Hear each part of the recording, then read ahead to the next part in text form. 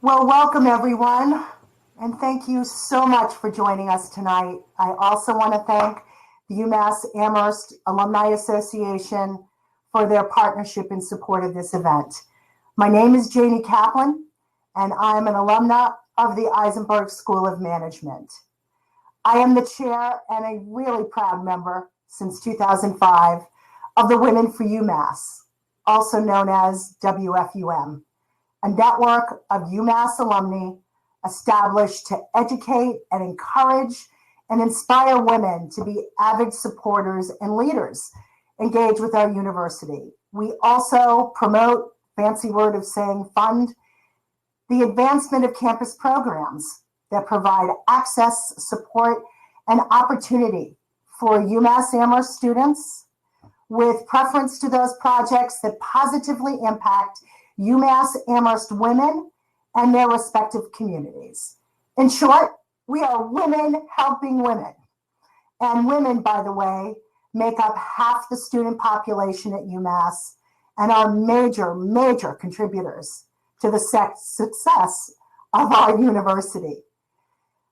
The members of Women for UMass are honored to provide the resources and the support that student groups and their respective projects need as they make their impact across UMass. We have a great history and success story to tell. Since our inception over 8 years ago, Women for UMass has given over $250,000 in grants to fund 54 projects at UMass. And tonight, we celebrate that legacy and the success of our current 2020-2021 women-focused initiatives. Now, I'd like to welcome our Chancellor Subaswamy, and UMass alumna Karen Kaplan, no relation, for a fireside chat. Thank you both for being here this evening. Hello there. Hi. Women of University of Massachusetts. You are Women for University of Massachusetts. Good evening. Karen, good evening. Hi, how are you, Chancellor? As you know, at the University of Massachusetts, we believe in truth in advertising. And so here is a fireplace with a lit fire for a fireside chat. Thank you so much, Karen, for joining us this evening. My pleasure. So in a very short time, really, Women for UMass has become an exemplary beacon of philanthropy for the university. Through your focus on financially supporting those projects that advance UMass Amherst women and their respective communities, you truly advance our values for diversity, equity, and inclusion. The breadth and depth of your commitment is felt throughout the university, and on behalf of the entire university, I thank you for your vision and generosity. Your influence is not surprising, for UMass Amherst women have always been defined by excellence and a drive to challenge the status quo, both within the university community and beyond. This evening, I'm really honored and excited to welcome alumna Karen Kaplan, whose professional success so clearly defines both excellence and the ability to envision and drive change. Karen Kaplan joined Hill Holliday as a receptionist, hoping to save money for law school. Instead of pursuing a legal career, she stayed and worked her way up to the chairman and CEO positions, holding every position you can think of over the past 3 decades. Now she oversees a network of 3 brands, Hill Holliday, EP and Company, and Trillia. With such a long and impressive career, she has gained valuable insight into the pain points of running a business and the way the corporate world can improve to become more equitable across genders. She's been selected as one of the most influential women in advertising by Business Insider and Ad Age, and is one of the few female agency chairmen in the United States. In fact, the term chairman underscores that the fact that there are so few women still. Karen, thank you so much for joining us tonight. My pleasure. So, let me begin, obviously, by where most of the interest here lies in terms of the University of Massachusetts, back to your college days and on campus. I still think you haven't been to campus in a while, and we were going to arrange for your visit when we last saw, but unfortunately the pandemic has intervened. But look forward to welcoming you back to the campus once again.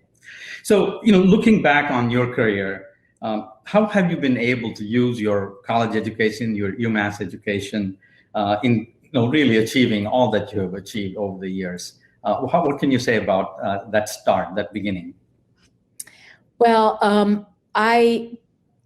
UMass gave me a great start. I will say my specific degree is in French literature, so I can't say that I've literally used that every day in my career, but I can say that UMass gave me so many opportunities to stretch myself and to challenge myself, and including the opportunity to spend my junior year studying in France and Spain.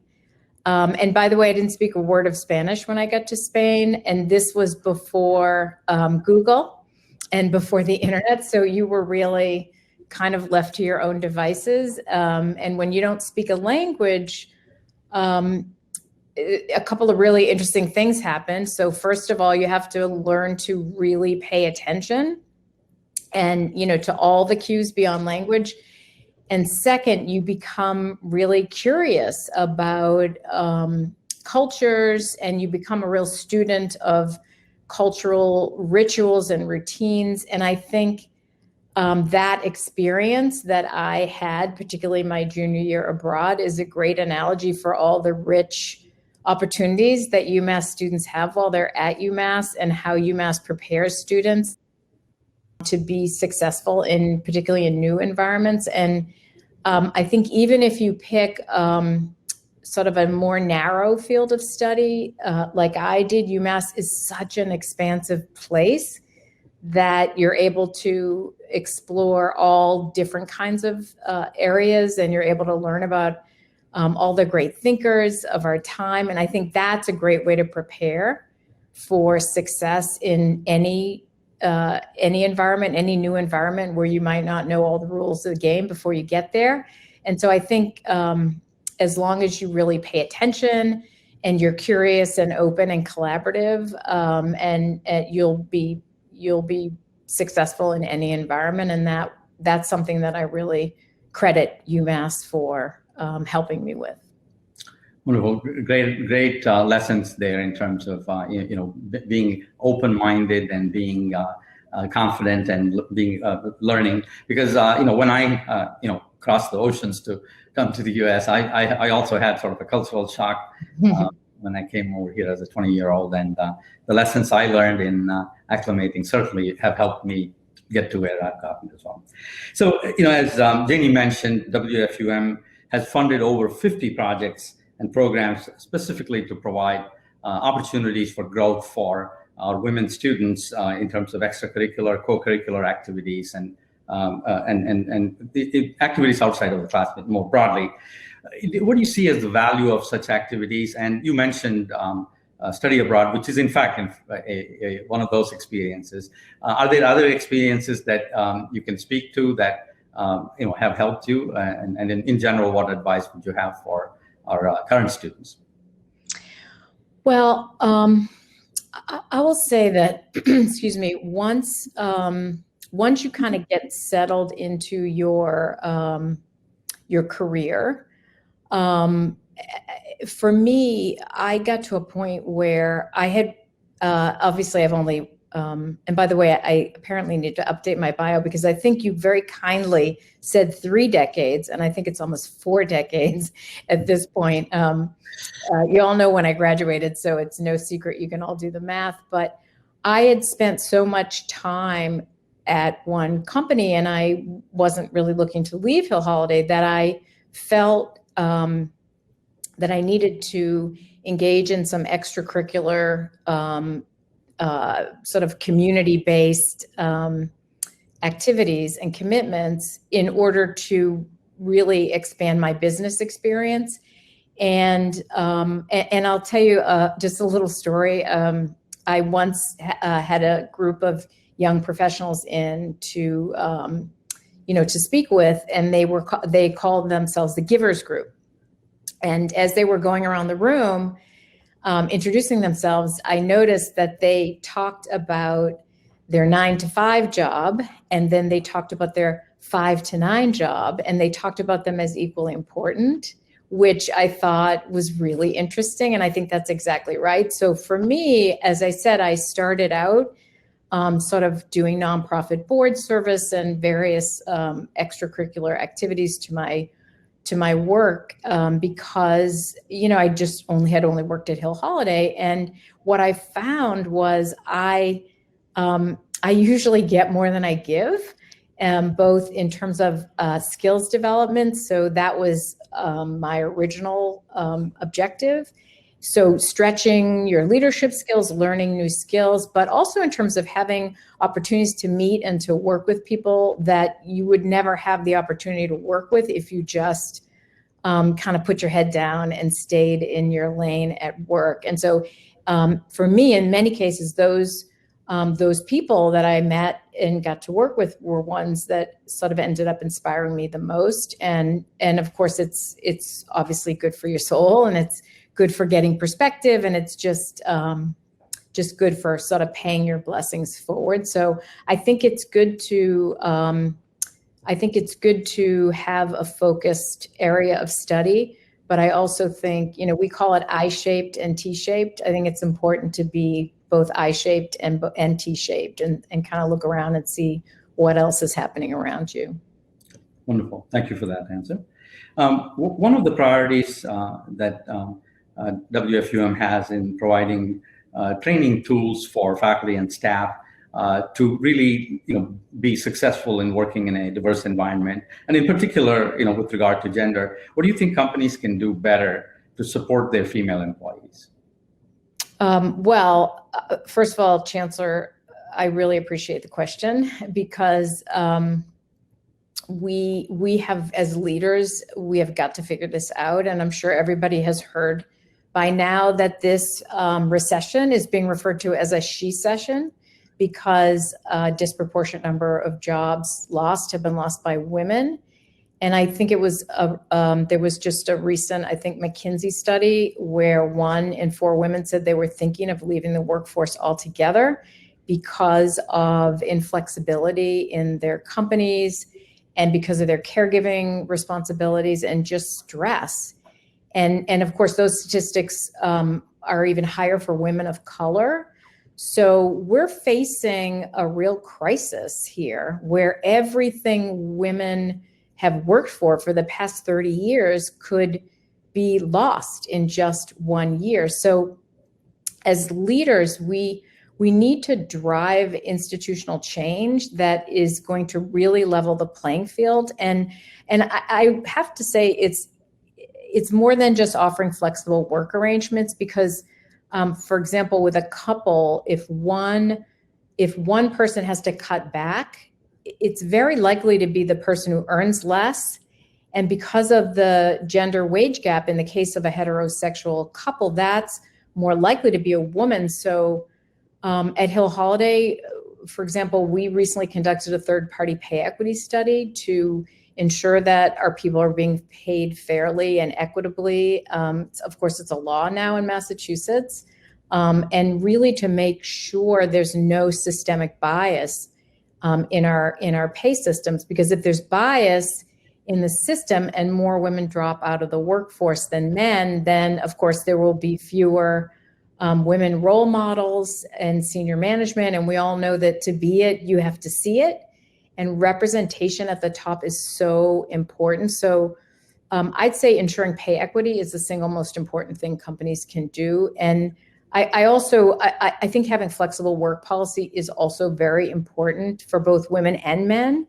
And it's funny, I think the CEOs who might have been skeptical about flexible work policies before 2020 have really learned how productive people can be working from home or working on their own schedules. And I think it's going to be interesting. I think employees aren't just going to want to go back to that rigid sort of 9 to 5, Monday through Friday, always in the office kind of routine. So we have to keep offering flexibility to our women and our men. And then it sounds a little trite, but I'd also say that CEOs have to lead with empathy and with humility, which is also something that as a leader, if you didn't know it before, I imagine that you figured it out over the past year. And Chancellor, you and I have talked about this many times. As leaders, we have to care, we have to listen, and we have to learn about what every single person in our organizations needs, and particularly those who may be underrepresented.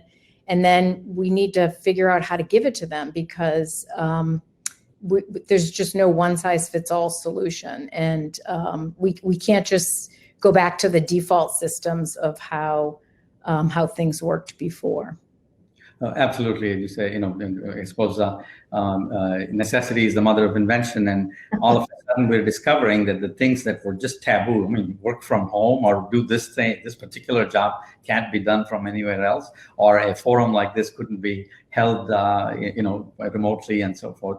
And all of those things we're learning is really human beings are very adaptable, and especially in this day and age of technology, it is possible to do a lot of things that we didn't think were possible before. And so it really it opens up a lot of possibilities. But as you said, it can't just simply be an assumption that there's a one size that fits all. And I think we need to truly try to understand the home situations for different people can be different, and therefore different answers are appropriate. So again, I say every time I talk to you about how you treat employees, I come away learning something new from, and also some new things you did, like the pay equity survey, except that I agree, because Massachusetts is one of the progressive states that has passed the equity law.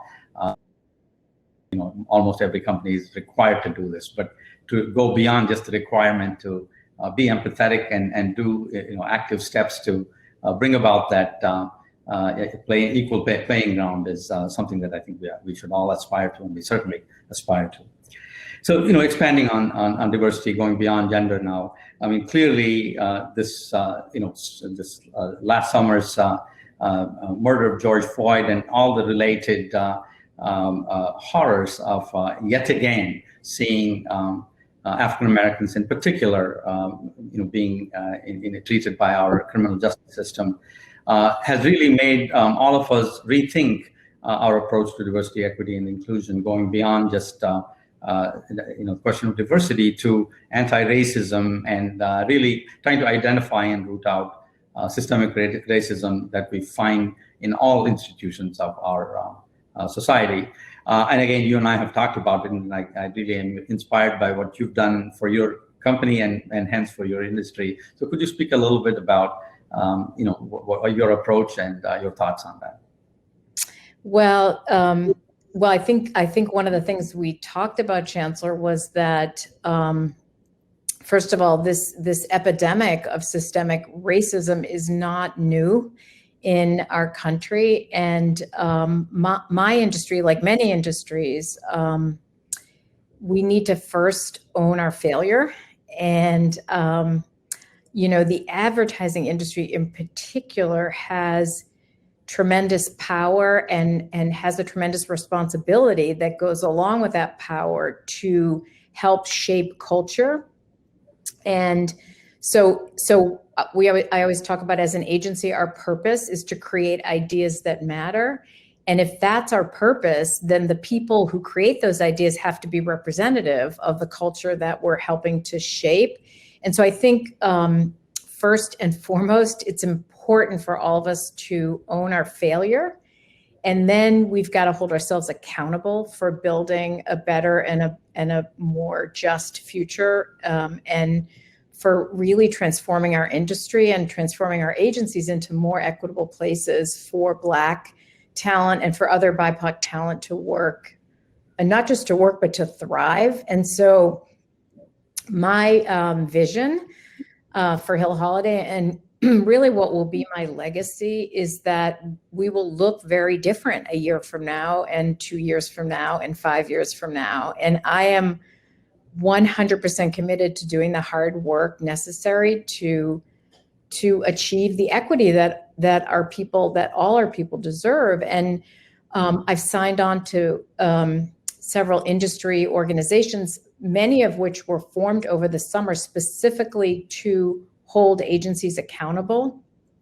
And I've shared our diversity data publicly to help keep me accountable. And one of the things that I personally learned last year is that while equity, diversity, and inclusion, and by the way, at Hill Holiday, we call it ED&I put the E first because I really believe equity is the end, is really the objective at the end of the day.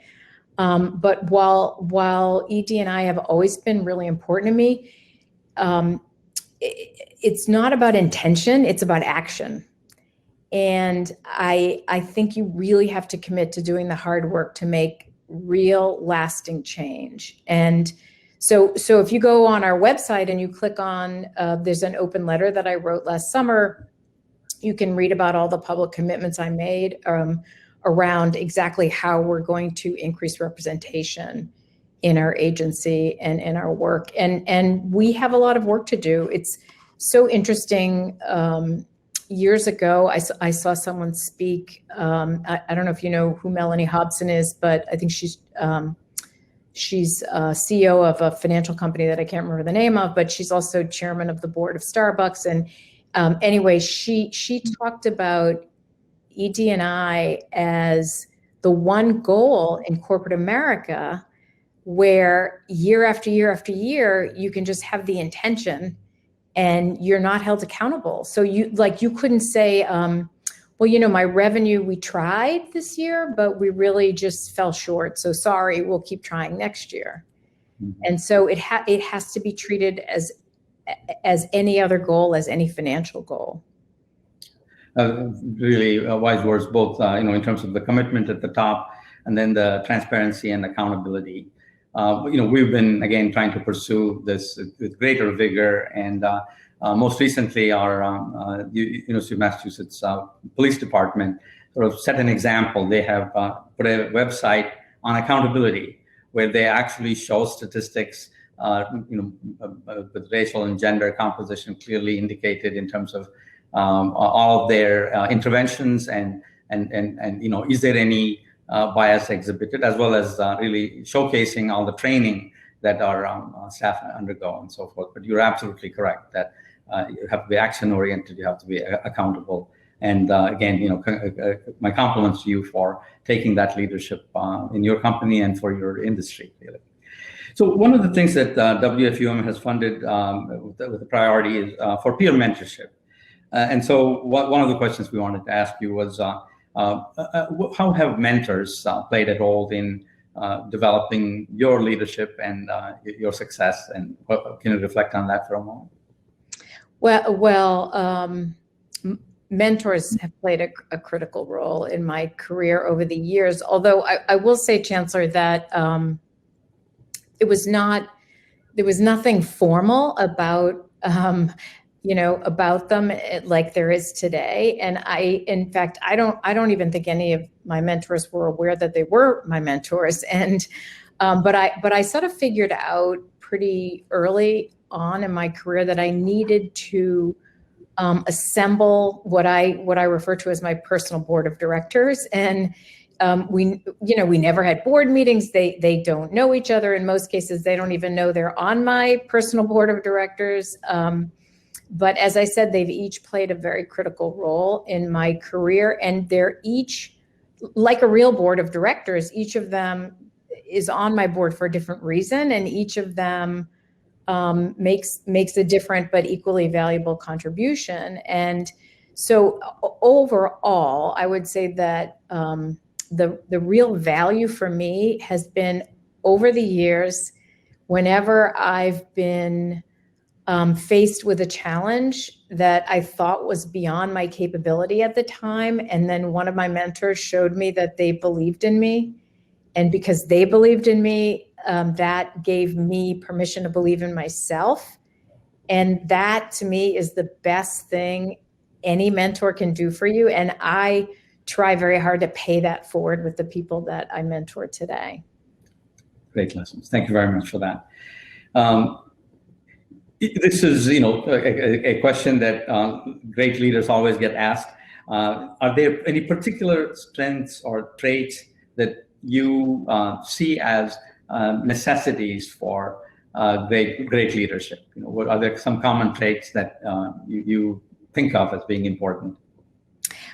Well, and I've been saying this for years, but I think it's I'm more committed to this now after the past year we've had. And I think I mentioned this earlier, but I think the two most important traits for great leaders are empathy and humility.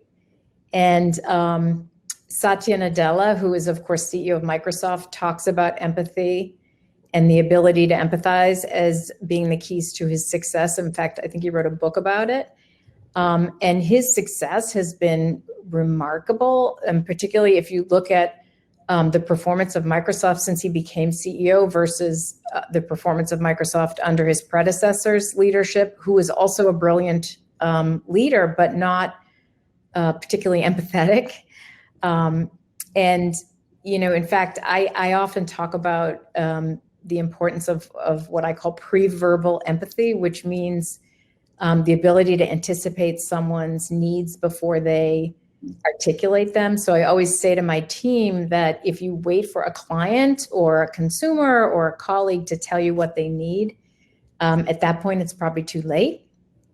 So I think empathy is very, very important. And the second quality, humility, is something my dad taught me when I was a little girl. And I used to, I was kind of the quintessential, younger child overachiever. And I would run home with a great report card or some sports achievement. And I'd run to my dad and I'd kind of, give him the report card to tell him. And he'd sort of look at me and he'd say, Karen, a pat on the back is just 6 inches from a kick in the butt.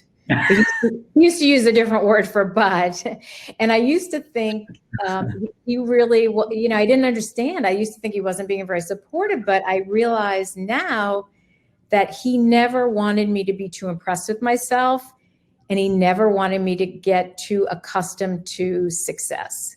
And so I think empathy is really important. And I think humility is really important. But together, I think they are a killer combination in a leader. That's great advice. Thank you. Part of what we do as a university is to prepare our students for the workforce. Certainly their students' parents will think that's all we are supposed to do. We try very hard, certainly, apart from their personal development as well as young adults. So do you have any advice for young women today who are graduating as they prepare themselves for the workforce? How best should they approach preparing for the workforce of tomorrow? Well, I think I mentioned earlier how important it is to be curious and to be open and to be collaborative. And I have to say, Chancellor, I want to compliment you on how you're preparing your students, because that at Hill Holiday, we hire a lot of them. And what we find is that whether they come in as interns or they come in as recent grads, they all come in ready to work.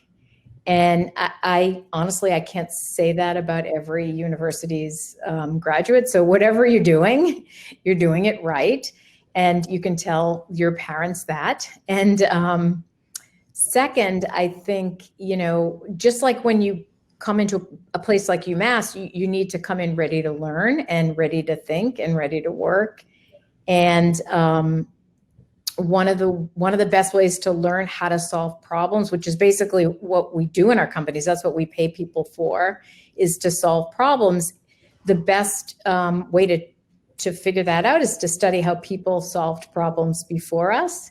And that's what a place like UMass gives you the opportunity to do. And I think I mentioned it earlier, to really be able to study all the great problem solvers and all the great thinkers who came before us, and learn not just what they did, but how they thought And so for example, when I was studying all the great French authors and philosophers, I was also learning how to challenge convention and how to think outside the box. And as I said, I may not speak French every day in my job, but knowing how to think in an original way and how to then communicate that original thinking and original ideas, I think is something that will serve people well in any career they choose. And I have UMass largely to thank for that. So very, very sound advice. Thank you. Now we actually turn to some of the questions that were given by the audience during registration. So some of them you may have already answered in one form or another, but I'll ask them again. One of the questions is, those of us established in our careers have the benefit of hindsight, and this person says, myself included. Is there anything you would have done differently, or would you tell your younger self to do differently?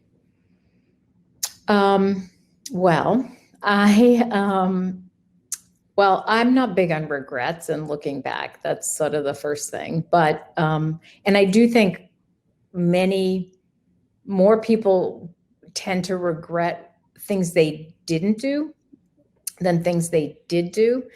But I will say that I think the only thing I really would have done differently would have been to not second guess myself so much. And early in my career, I will say, and some of that had to do with often being the only woman in a room or in a meeting or in a situation. And so I remember there were times when I had an idea in a meeting, and then I had this like internal monologue where I convinced myself that the idea wasn't good enough to share.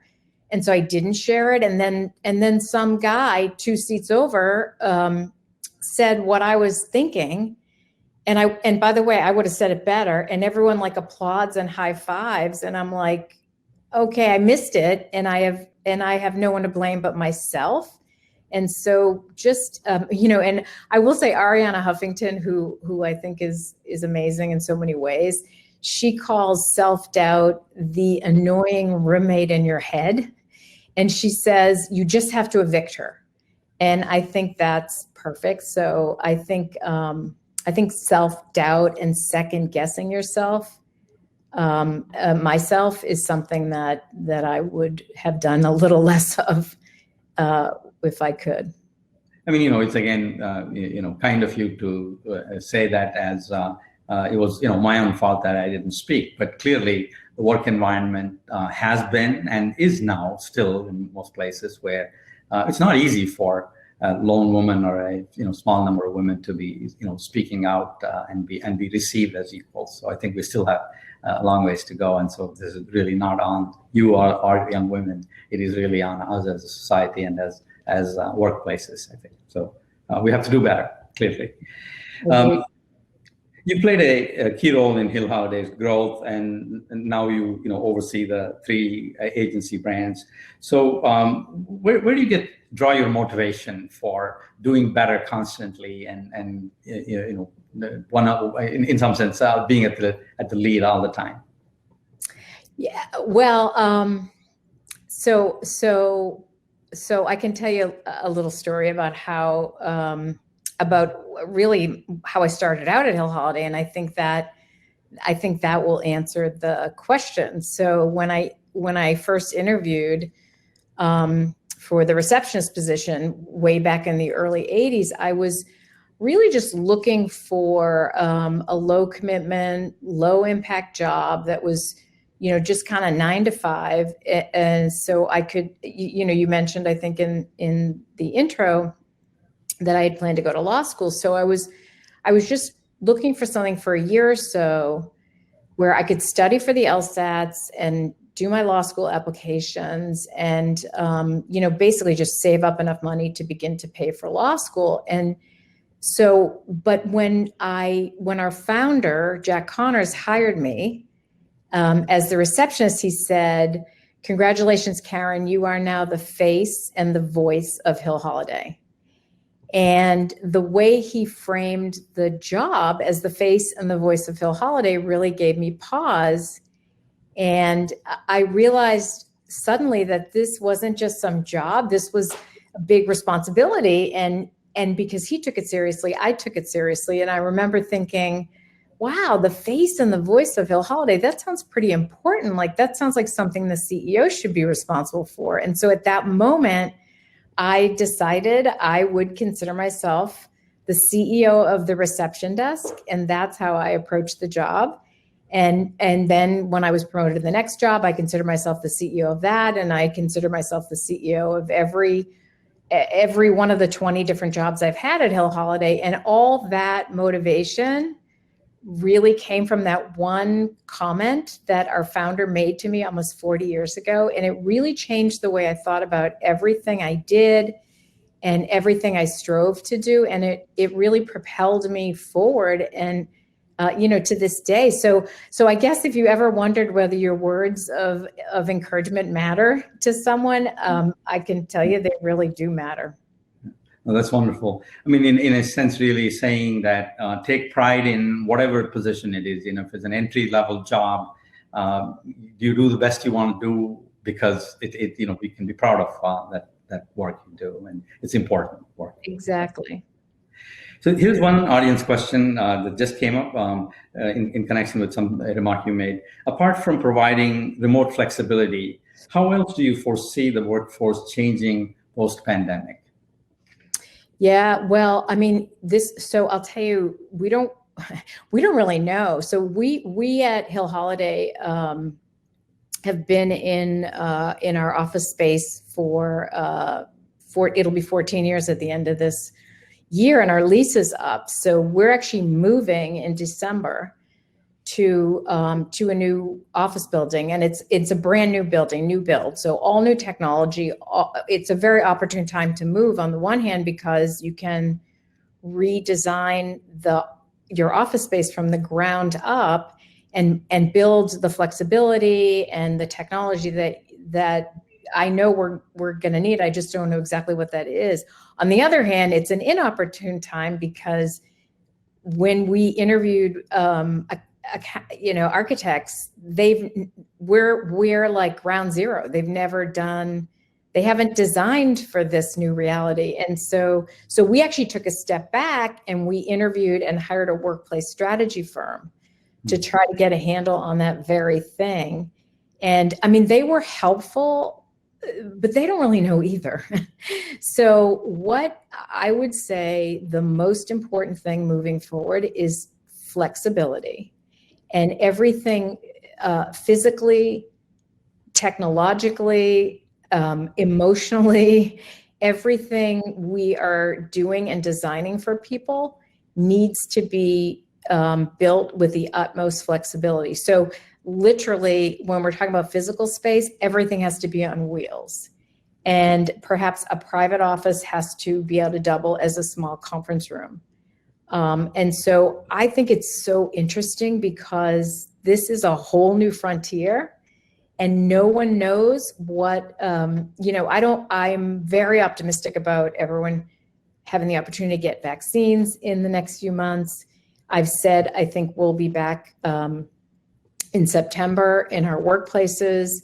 But I think we cannot underestimate how challenging it is to get people, how challenging it's going to be to get people back to work and comfortable. And I think we're going to have to be very patient with people.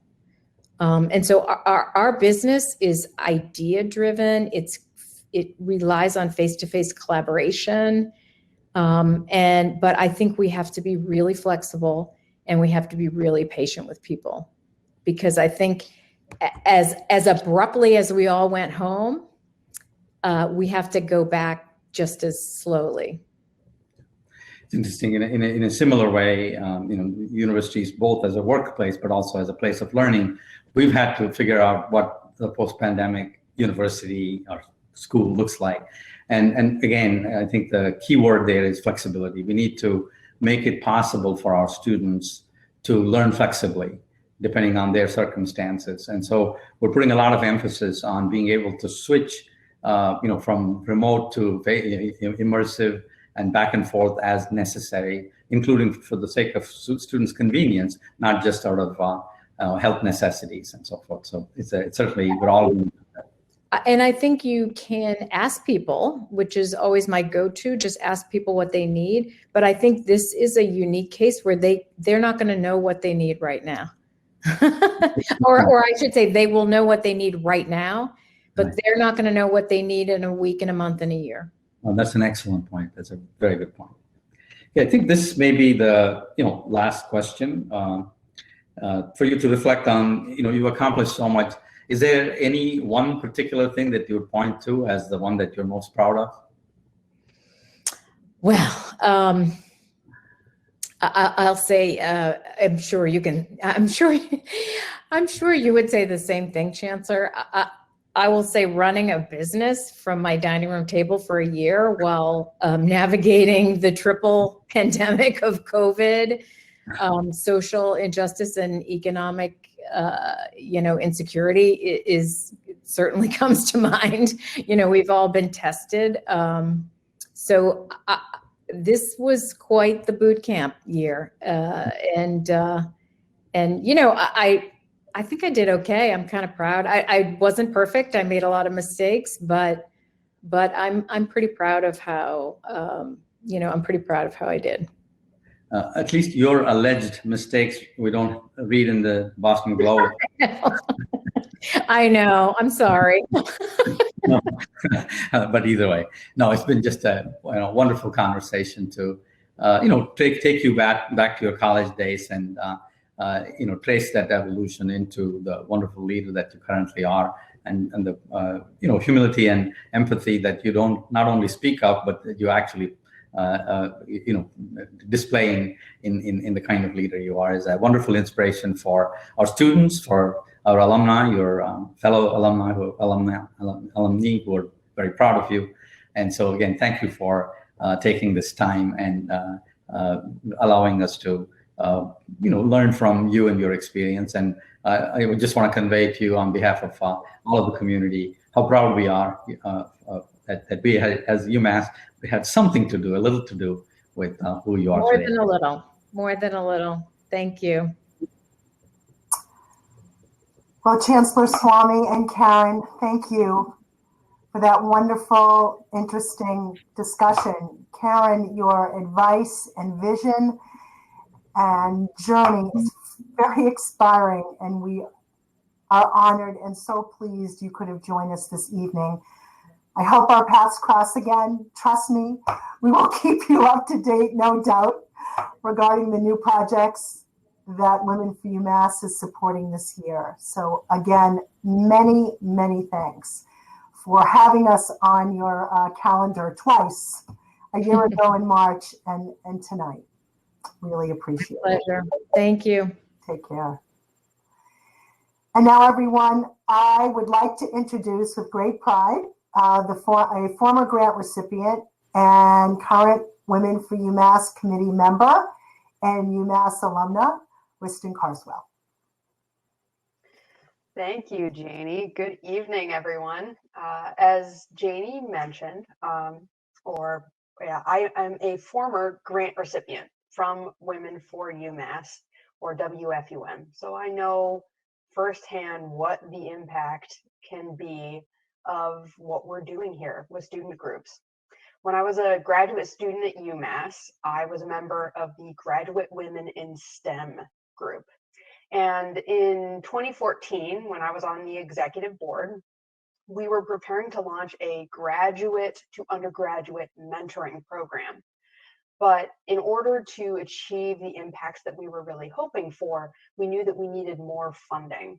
So I took the lead in drafting a Women for UMass grant application, which went in the 2014 school year.